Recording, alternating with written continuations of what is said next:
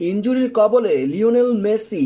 Argentina দলে বড় ধরনের ধাক্কা এলো কোপা আমেরিকায়। কোপার চ্যাম্পিয়ন্সরা এবারের কোপায় দারুণ শুরু করেছেন, একের পর এক ম্যাচ জিতেই চলেছেন, যেখানে তারা প্রথম ম্যাচে কানাডাকে হারিয়েছে 2-0 গোলে। তবে দ্বিতীয় ম্যাচে চিলির বিপক্ষে ম্যাচটি সহজ হয়নি, যেখানে একের পর এক আক্রমণ করে যাচ্ছিল চিলি।